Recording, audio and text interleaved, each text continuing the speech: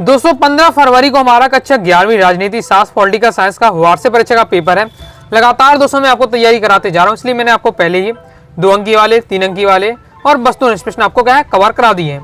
तो क्रम से अगर वीडियो देखना चाहते हैं तो क्लास 11th वार्षिक पॉलिटिकल साइंस वार्षिक परीक्षा इंपॉर्टेंट क्वेश्चन आंसर 2025 के नाम से प्लेलिस्ट है। प्लेलिस्ट पे जाकर क्रम से वीडियो देखकर आप तैयारी कर सकते हैं। दोस्तों आज की इस वीडियो में आपको 4 अंकी वाले अति महत्वपूर्ण प्रश्न उत्तर बताने वाला हूं, एकदम सिलेक्टेड क्वेश्चन आंसर देखेंगे। ये दोस्तों आपका पार्ट 1 रहने वाला है। ओके, एक और पार्ट आएगा तो कुछ और 4 नंबर वाले हैं तो उसमें आपको कवर करा दूंगा। तो मंजिल पानी है तो दिल में लगन जरूरी है, मंजिल पानी है तो दिल में लगन जरूरी है, सोचने से ज्यादा कोशिश करना जरूरी है। तो सबसे पहले हमारा क्वेश्चन है राजनीतिक स्वतंत्रता क्या है।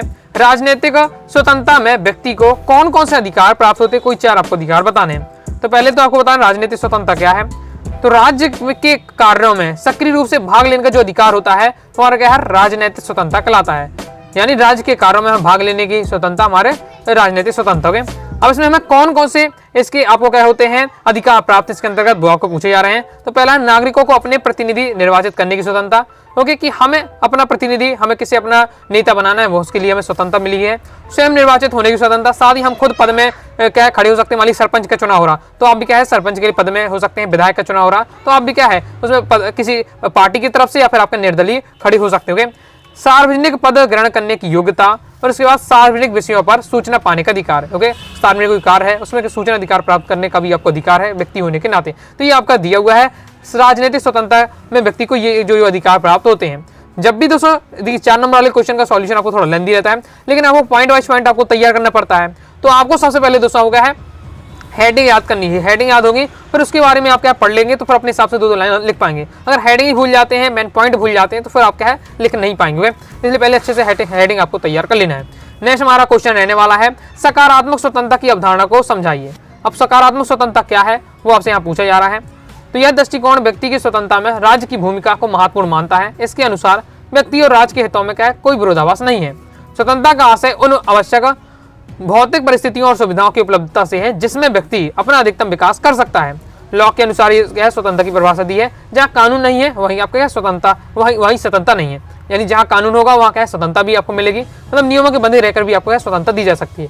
वो सब आपका दिया हुआ है सकारात्मक स्वतंत्रता के बारे में और इस सिद्धांत की क्या है इसकी विशेषताएं बताई जा रही हैं। ओके, तो आपको पढ़ना है पहले अच्छे से और समझ कर आपको क्या तैयार करना है। इसमें नेक्स्ट हमारा सामाजिक न्याय के कोई 4 महत्व लिखिए। सामाजिक न्याय के क्या क्या महत्व है, क्रम से आपके 4 महत्व दिए गए हैं। जो सामाजिक न्याय का पहला जैसे महत्व है कि सामाजिक समानता के लिए सामाजिक न्याय आवश्यक है। सामाजिक समानता के आधार पर भारत के संविधान में अस्पृश्यता को दंडनीय अपराध माना गया है। अस्पृश्यता छुआछूत हो गया दंडनीय अपराध है। व्यक्तित्व विकास के लिए सामाजिक न्याय आवश्यक है। समाज में व्याप्त कुरीतियों को दूर करने के लिए सामाजिक न्याय आवश्यक है, जिससे व्यक्ति के क्या सम्मान पूर्वक जीवन निर्वाह कर सकते हैं। बाकी क्रम से आपको दिया हुआ तैयार आपको कर लेना। मैं ज्यादा आपको समझा नहीं रहा हूँ, मैं आपको बता रहा हूँ कौन कौन से क्वेश्चन आपको सिलेक्टेड है जो आपको तैयार करके रखने चाहिए। न्याय के सिद्धांतों का वर्णन कीजिए। कोई 4 आपको बताने हैं। न्याय के कौन कौन से सिद्धांत है, आपको क्रम से न्याय के सिद्धांत दिए हुए हैं। जैसे आपको पहला दिया है समकक्षों के साथ क्या समान का सिद्धांत, यानी क्योंकि जो एक ही पद में है, जैसे आपको कलेक्टर है तो जितने भी आपके कलेक्टर होंगे उनके साथ समान व्यवहार करना पड़ेगा। जो भी मतलब एक ही कैटेगरी के लोग हैं, एक ही पद के लोग हैं, उनके साथ समान आपको व्यवहार रहता है इस बार से। जैसे समानुपातिक न्याय का सिद्धांत है। फिर आपका विशेष जरूरतों के विशेष ख्याल रखने का सिद्धांत, ये क्या आपकी हेडिंग होने वाली। तो यही आपको हेडिंग रहने वाली, ये आपकी हेडिंग है। ओके, ये आपकी हेडिंग रहने वाली है। तो पहले आपको ये हेडिंग याद कर लेनी है, फिर उसके अंदर आपको क्या पढ़ के समझना है। इसके आगे आपका ये दिया हुआ। नेक्स्ट हमारा क्वेश्चन है नागरिक और विदेशी में क्या अंतर है। ओके, देश का नागरिक और विदेशी में क्या अंतर है। तो ये आपका सिंपल है, पढ़ते ही आपको चीजें समझ में आ जाएंगी। ओके, इसमें कोई दिक्कत नहीं, आप जानते ही होंगे। जो नागरिक होता है राज्य की सदस्यता प्राप्त होती है तथा मतदान का अधिकार होता है, लेकिन जो विदेशी होता है उसे राज्य की सदस्यता नहीं मिलती है। उसे क्या है जब राज्य का सदस्य नहीं है तो उसे मतदान करने का भी अधिकार प्राप्त नहीं होता है। राज्य किसी भी नागरिक को राज्य छोड़ने हेतु विवश नहीं कर सकता है, जबकि विदेशी जिस कार्य के लिए आया है उसके पूर्ण होने पर राज्य उसे छोड़ने के लिए कह सकता है। नागरिक अपने राज्य के प्रति क्या कर्तव्य का पालन करता है, जब विदेशी राज्य के कानूनों का पालन तो करते हैं लेकिन क्या कर्तव्य का पालन नहीं करते हैं, नहीं इसके लिए बांध होते हैं। ये इस बार से दिया हुआ सिंपल है। इसका नेक्स्ट हमारा भारतीय संविधान में दोहरी नागरिकता के संबंध में क्या प्रावधान है। दोहरी नागरिकता के संबंध में क्या बताया जा रहा है तो वो आपको तैयार कर लेना, कम इंपॉर्टेंट लेकिन एक बार पढ़ के आपको रखना है। नेक्स्ट है साझा विश्वास राष्ट्रीयता के निर्माण में एक सहायक तत्व है, स्पष्ट कीजिए। तो ये आपका दिया हुआ है। तो यह सत्य बात है कि क्या है राष्ट्र के अस्तित्व के लिए उसके सदस्यों के बीच क्या साझा विश्वास होना चाहिए। दरअसल राष्ट्र विश्वास के जरिए ही बनता है। किसी समाज के लोगों को क्या है, राष्ट्र की संज्ञा देना उसकी शारीरिक विशेषताओं या आचरण पर टिप्पणी करना नहीं है। बाकी समूह भविष्य के लिए क्या है, सामूहिक पहचान और दृष्टि का प्रमाणक है, जो स्वतंत्रता राजनीतिक अस्तित्व का आकांक्षी है। इस प्रकार से आपका दिया हुआ है, तैयार कर लीजिएगा। कम इंपॉर्टेंट है, पढ़ के आपको रखना है। देखिए अगर आप एक जो आपको लॉन्ग क्वेश्चन है तो आप कहें याद तो कर सकते नहीं है, बिल्कुल एक लाइन रट लें तो समझ कर आपको चीज़ों को रखनी पड़ेगी, फिर अपने लैंग्वेज लिख सकते हैं। नेक्स्ट बहुत ज़्यादा महत्वपूर्ण क्वेश्चन है, प्रीवियस ईयर में आ चुका है। राज्य के प्रमुख 4 तत्वों को वर्णन कीजिए। राज्य के कौन कौन से तत्व होते हैं? तो राज्य पूरा 4 तत्व होते हैं, 4 तत्वों से मिलकर बना है। पहले तो भूभाग, यानी क्या है, कोई भी जो राज्य होगा उसका एक निश्चित भूभाग होगा, फिर उसमें क्या, उसमें रहने वाली जनसंख्या, फिर वहाँ की सरकार, उसकी संप्रभुता। ओके, संप्रभुता यानी राज्य अपने हिसाब से क्या काम कर सकता है। तो ये 4 तत्व होते हैं, तो भूभाग, जनसंख्या, सरकार, संप्रभुता, और के बारे में 2 लाइन दी हुई, तैयार करके आपको रख लेना है। इसका नेक्स्ट हमारा अव्यक्ति स्वतंत्रता का क्या अर्थ है? आपकी राय में इस स्वतंत्रता का समुचित प्रतिबंध क्या होंगे?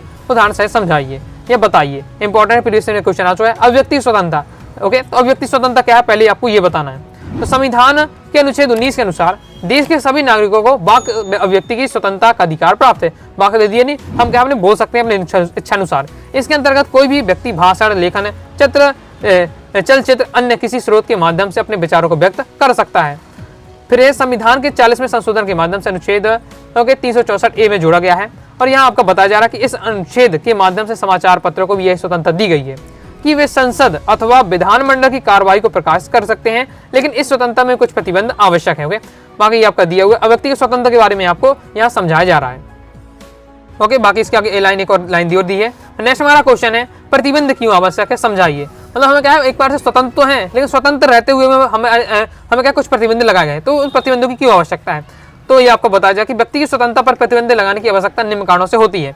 पहला, देश और समाज में कानून और शांति व्यवस्था बनाए रखने के लिए, क्योंकि जब हमारे आसपास शांति व्यवस्था और अनुशासन नहीं होगा तब तक हम क्या है, सर्वांगीण विकास नहीं कर सकते हैं। तो हम कब पर प्रतिबंध लगा सकते हैं सरकार? तो थोड़ा बहुत शांति बनाने हैं, तो उस कंडीशन में। फिर दूसरा, हम लोगों को महत्वाकांक्षाओं का टकराव होते देखते हैं, अपने चारों ओर छोटे बड़े कारणों से लड़ने के लिए तैयार लोगों को देखते हैं। ऐसी स्थिति में भी समाज को हिंसा नियंत्रण करने और विवाद को निपटाने के लिए कुछ प्रतिबंध लगाने पड़ते हैं। मान लीजिए क्या है, 2 समुदाय आपस में लड़ गए, 2 मोहल्लों की लड़ाई हो जाती है, तो इस एरिया की जो सरकार होगी वो क्या है, उन पर प्रतिबंध लगा सकती है कि ये इस एरिया के लोग उस एरिया में नहीं जाएंगे, इस टाइप से। तो कुछ प्रतिबंध लगाए जा सकते हैं। क्यों लगाए जा सकते हैं? तो उनके रीजन बताए जा रहे हैं, ये इसलिए बताया प्रतिबंध की आवश्यकता क्यों है। हमें स्वतंत्रता तो मिली है, लेकिन फिर भी हमें क्या है, हमारे ऊपर कुछ प्रतिबंध लगाए जा सकते हैं। तो उनके क्या रीजन है, तो आपको पॉइंट वाइज पॉइंट बताया जा रहा है। साथ ही समाज में अल्पसंख्यकों वर्गों के हितों की रक्षा के लिए प्रतिबंध आवश्यक होते हैं। जैसे आपका प्रतिबंधों के अभाव से बहुसंख्यक वर्ग क्या होंगे, कमजोर वर्ग पर क्या होगा, अन्याय करने लगेंगे यदि प्रतिबंध न लगाए जाओगे। जैसे लोकतंत्र एक खूबसूरत शासन व्यवस्था है, यह सफल तभी हो सकता है जब लोगों पर उचित प्रतिबंध हो। प्रतिबंधों के अभाव से क्या है, अराजकता फैल जाएगी। प्रतिबंध नहीं हो तो सब क्या अपने मन का काम करेंगे, इस टाइप से। जैसे आपको ट्रैफिक रूल का पालन करना चाहिए, लाल बत्ती आ जाती है आपको रुक जाना चाहिए, और ग्रीन बत्ती फिर आपको चलना चाहिए। तो एक बार आपको प्रतिबंध तो लगा है, कुछ समय के लिए आपको प्रतिबंध लगा कि आपको इस लाइन के क्रॉस नहीं करना है जब तक क्या कुछ टाइमिंग खत्म नहीं हो जाती। तो इस बार से प्रतिबंध लगा क्या है, इसको आपको वहाँ क्या है, जो शासन व्यवस्था स्थापित की जाती है, अनुशासन बनाया जाता है, इसलिए हमें क्या प्रतिबंधों की आवश्यकता है। नेक्स्ट हमारा क्वेश्चन है, सामाजिक न्याय की आवश्यकता का क्या सामाजिक न्याय की आवश्यकता का वर्णन कीजिए। यानी हमें सामाजिक न्याय का क्यों आवश्यक है? तो पहला कि समाज में असमानता को नियंत्रित करने के लिए हमें क्या सामाजिक न्याय की आवश्यकता होती है कि क्या है, ज्यादा लोगों के साथ भेदभाव ना हो, इसलिए सामाजिक न्याय लाया जाता है। मानव समाज में आपसी सहयोग ना होने के कारण आपसी असमानता है, ये असमानता ही सामाजिक अन्याय की जन्मदायिता है। अभावग्रस्त वर्ग विकास प्रक्रिया से पिछड़ जाते हैं, जिनके पास साधन नहीं है, जिन वर्गों के पास वो क्या पीछे पिछड़ जाते हैं। मुख्य धारा से अपने के लिए क्या है, असमानता दूर करती है। इससे सामाजिक न्याय में क्या है, प्रक्रिया अपनाना आवश्यक होता है। मतलब जो कमजोर वर्ग है उन्हें भी क्या है, मुख्य धारा में जोड़ के रखता है समाज, जो आपका समाज में असमानता को नियंत्रित करने का काम करता है। नेक्स्ट है, लोक कल्याणी राज्य के आदर्शों को बनाए रखने के लिए सामाजिक न्याय क्यों आवश्यक है? लोक कल्याणकारी राज्य के आदर्शों को बनाए रखने के लिए। तो ये आपका दिया हुआ है, तैयार कर लीजिएगा।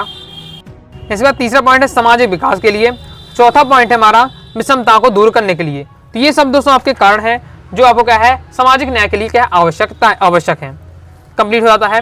नेक्स्ट हमारा क्वेश्चन है, सामाजिक न्याय की प्रमुख 4 विशेषताएं, लेकिन इंपॉर्टेंट है, प्रीवियस क्वेश्चन आ चुका है। सामाजिक न्याय की विशेषताएं तो कौन कौन सी विशेषताएं हैं? पहला कानूनी समानता, दूसरा है सामाजिक समानता, तीसरा है असमानता का हास्य यानी असमानता की कमी हो रही है, यानी समानता को महत्व दिया जा रहा है, और अवसर की समानता। ये आपके सामाजिक न्याय के क्या है, आपके दिए हुए हैं विशेषताएं। क्रम से। और उनके क्या है, आप क्योंकि जब नाम आपको हेडिंग याद हो जाएगी तो आप उनके बारे में बता सकते। कैसे कानून की समानता, कानून की समानता क्या मतलब कि कानून की समझ क्या है, हर व्यक्ति क्या समान है। सामाजिक समानता का मतलब कि जाति, वंश, धर्म, लिंग, जन्म स्थल आदि के आधार पर क्या है, राज्य नागरिकों के साथ कोई भेदभाव नहीं करेगा। असमानता का ह्रास यानी प्राकृतिक मानवीय असमानता को कम करना, जात पात छुआछूत को क्या है उन्मूलन करना, उन्मूलन यानी उनका क्या है खत्म करना। जैसे अवसर की समानता और साथ ही योग्यता रखने पर बिना किसी भेदभाव को क्या सबको क्या है नौकरी प्राप्त करने का अधिकार है। तो ये सामाजिक न्याय की सब विशेषताओं के अंतर्गत आता है। नेक्स्ट हमारा क्वेश्चन है, नागरिक किसे कहते हैं? आदर्श नागरिकता की क्या बाधा है? आदर्श नागरिकता की आपको बाधाएं बतानी है। तो पहले नागरिकता क्या है? तो नागरिकता एक परिस्थिति है जो नागरिक होने के नाते व्यक्ति को प्राप्त होती है। दूसरे शब्दों में कहें, नागरिकता का तात्पर्य राजनीतिक समुदाय में सामाजिक और राजनीतिक जीवन में सहभागिता से है। तो ये आपकी नागरिकता के बारे में दिया हुआ है। अब आदर्श नागरिकता है उसके मार्ग में बाधाएं पूछी जा रही हैं। तो कौन कौन सी बाधाएं? अशिक्षा है, निर्धनता है और सांप्रदायिकता है। ओके, शिक्षा और ज्ञान के अभाव से क्या है आदर्श नागरिकता की कल्पना नहीं की जा सकती। हम सोचे कि क्या है देश में आदर्श नागरिक बने, लेकिन अगर उन्हें ज्ञान ही नहीं होगा तो वो क्या है वो आदर्श नागरिक नहीं बन पाएंगे। ओके, तो ये जोड़ा जा रहा है। दूसरा है निर्धनता। आदर्श नागरिकता के मार्ग में मुख्य बाधक निर्धनता भी है। गरीब व्यक्ति के अपने भोजन और कपड़े इत्यादि संबंधित समस्याओं से उलझने में ही व्यस्त रह जाता है। मतलब जो गरीब व्यक्ति होगा उसे केवल इसी की चिंता होगी कि क्या उसे देश से मतलब से कुछ देश का विकास हो रहा नहीं हो रहा, उसे उसका मतलब है क्योंकि वो अपना खुद भोजन और कपड़े की व्यवस्था नहीं कर पा रहा, तो उसे अपने भोजन और कपड़े की क्या है जो संबंधित समस्या होंगी उसको उसमें लगा रहेगा, उसे देश के विकास में कोई इसे इंटरेस्ट नहीं होगा। इस प्रकार से सांप्रदायिकता को आदर्श नागरिकता का प्रबल शत्रु माना जाता है। सांप्रदायिकता की भावना से सामाजिक जीवन में कटुता पैदा होती है तथा शांति क्या नष्ट हो जाती है। ऐसी स्थिति में आदर्श नागरिकता को प्राप्त करना असंभव है। नेक्स्ट हमारा क्वेश्चन रहने वाला है, नागरिकता के दोहरे सिद्धांत की व्याख्या कीजिए। दोहरी नागरिकता कैसे प्राप्त हो जाती है? तो देख लेते हैं पहले नागरिकता के दोहरे सिद्धांत की व्याख्या। तो जिन देशों में जन्मदात नागरिक के लिए दो सिद्धांत हैं, पहले जन्म स्थान तथा दूसरा रक्त और वंश के सिद्धांत पर प्रचलित है। मतलब दोहरी सिद्धांत नागरिकता में दोहरा सिद्धांत ये होता है कि एक आप जहां जन्मे हैं वो वहां की नागरिकता, और एक हो सकता है कि आपके दादाजी पिताजी आपके जहाँ रह रहे हैं वहां से भी आप नागरिकता, तो वहां की व्यवस्था नागरिकता के दोहरे सिद्धांत में मिश्रित व्यवस्था सिद्धांत कही जाती है। इस दोहरे सिद्धांत वाले देश कभी कभी एक बच्चे की दोहरी जन्मजात नागरिकता भी प्राप्त हो जाती है। फिर नेक्स्ट हमारा कि दोहरी नागरिकता को कैसे समाप्त किया जा सकता है? तो कब समाप्त किया जा सकता है? कोई व्यक्ति अगर दोहरी नागरिकता ग्रहण नहीं कर सकते हैं उसे एक राज्य की नागरिकता का परित्याग करना होगा, क्योंकि कोई भी व्यक्ति एक ही राज्य का नागरिक रह सकता है, लेकिन बालक जब तक अवयस्क होता रहता है तब तक वह दोहरी नागरिकता प्राप्त रहती है। लेकिन वयस्क यानी 18 वर्ष से आयु पूर्ण हो जाता है तो उसे घोषणा करनी होती है कि वह किस राज्य का नागरिक रहना चाहता है। इसी घोषणा के साथ ही दूसरे राज्य की नागरिकता क्या है समाप्त हो जाती है। नेक्स्ट हमारा क्वेश्चन है, अंतरराष्ट्रीय घटनाओं ने किस प्रकार से भारतीय राष्ट्रवाद को क्या है प्रोत्साहित किया है? कम इंपॉर्टेंट है लेकिन एक बार इसे आपको पढ़ लेना है। सॉल्यूशन आपका ये दिया हुआ है, इसके आगे आपका ये दिया हुआ। ओके, नेक्स्ट और लास्ट क्वेश्चन है इंपॉर्टेंट है आपका, राष्ट्रवाद की 4 सीमाएं लिखिए। तो राष्ट्रवाद की कौन कौन सी सीमाएं हैं? जैसे पहला है, आधुनिक राज्यों में छोटे छोटे समूह निजी स्वार्थों के कारण आत्म निर्णय की मांग करते हैं। यदि इनकी मांगों का स्वीकार कर लिया जाए तो एक राज्य में अनेक राज्य स्थापित हो जाएंगे जहां क्या विकास नहीं हो पाएगा। यानी क्या राज्य क्या करते हैं, राज्य के अंदर भी कई सारे ऐसे समूह हैं जो कहते हैं हमारा और उनका क्या अपने अपने नया राज्य बनाना चाहते हैं, और ऐसे लगातार छोटे छोटे राज्यों का उनकी बात मानी जाए तो ऐसे बहुत सारे राज्य हो जाएंगे। ओके, तो ये समस्या रहती है राष्ट्रवाद में, सीमा है उनकी। ओके, ये समस्या भी कह सकते हैं। पर राष्ट्रीय राज्यों को जन्म के कारण को सही नहीं माना गया है। विद्वानों का मानना है कि इसकी वजह से जातीय भाषाई क्षेत्रीय श्रेष्ठता की भावना पैदा हो जाती है, जिसके कारण क्या है तानाशाही प्रवृत्ति में विकसित होने की प्रबल संभावना होती है, और जिससे क्या है लोगों की स्वतंत्रता का खतरे में पड़ सकती है। फिर जिस राष्ट्र की नागरिक हमेशा व्यक्तिगत हितों की पूर्ति में लगे रहते हैं वहाँ राष्ट्रीय भावना का अवरुद्ध हो जाती है। मतलब जो अपने बारे में सोचता है अपने राज्य के बारे में सोचेगा, फिर वो क्या अपने राष्ट्र के बारे में नहीं सोचता है। तो इस बार से यह राष्ट्रवाद की सीमाएं दी है, तो इनको भी आपको तैयार कर लेना है। तो ये सिलेक्टेड क्वेश्चन थी, आपका पार्ट 1 था। अभी कुछ और क्वेश्चन है 4 नंबर वाले, तो मैं सेकंड पार्ट में आपको कवर करा दूंगा। तो क्रम से दोस्तों वीडियो देखना चाहते हैं तो क्लास 11 पॉलिटिकल साइंस वार्षिक परीक्षा इंपॉर्टेंट क्वेश्चन आंसर के नाम से प्लेलिस्ट है, प्लेलिस्ट में जाकर क्रम से वीडियो देखकर आप तैयारी कर सकते हैं। तो आइए दोस्तों, आपको वीडियो लाइक करके सब्सक्राइब कर दीजिएगा। साथ ही दोस्तों टेलीग्राम चैनल व्हाट्सएप चैनल को ज्वाइन कर लीजिएगा। कोई दोस्तों डाउट रहता है कमेंट बॉक्स में आप जरूर पूछिएगा। मिलते हैं दोस्तों नेक्स्ट वीडियो में, तब तक के लिए बाय बाय।